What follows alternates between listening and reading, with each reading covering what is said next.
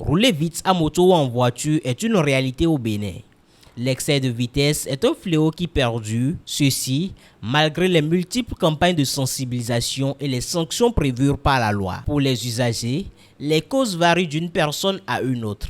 Lorsque je dois faire par exemple 30 minutes pour me rendre dans le lieu, peut-être c'est en respectant la limitation de vitesse, je peux faire 30 minutes pour atteindre ce point.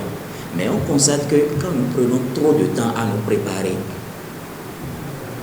sur la voie, on voit que l'heure est déjà trop partie et on se met maintenant à rouler plus vite. On a vu la limitation de vitesse en ville, c'est 50 km/h et dans les villages ou bien dans les campagnes, c'est 90 km/h. Bon, selon moi, parce que moi je ne conduis pas, mais de manière très fréquente, et même peut-être récemment, le gouvernement a dit que c'est 60 km/h. Donc je pourrais qu'il y a aussi les mesures qui seront prises de manière à faire respecter ce que le gouvernement a dit. Une situation préoccupante pour les moniteurs d'auto-école. Ces derniers ne manquent d'aborder cette notion avec délicatesse et rigueur pour faire passer le message aux apprenants pendant leur formation. Si la personne est venue chez nous et on l'a formé, on doit lui donner des conseils. Tout d'abord, si je suis débutant, c'est-à-dire je prends le volant tout récemment, juste après ma formation, je dois respecter d'abord des vitesses recommandées dans des zones. Si je suis en ville, ma vitesse maximale ne doit pas dépasser 50 km/h.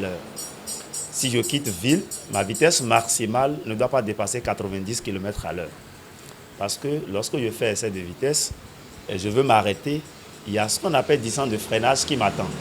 Si je n'arrive pas à contrôler ce qu'on appelle distance de freinage, je ne peux pas supporter les risques qui se présentent après.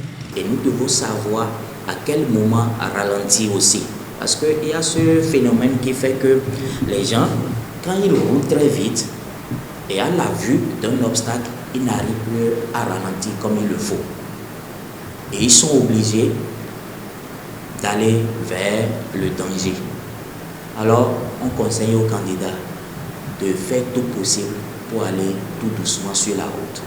Et souvent, les candidats qui ont fini les examens et qui ont pris déjà le permis et qui veulent rouler, on leur conseille toujours d'aller tout doucement au début, de ne pas chercher à aller plus vite, de ne pas chercher à conduire comme celui qui roule depuis plus de 20 ans. Parce que la route n'est jamais libre. Il ne faut pas être pressé en circulation.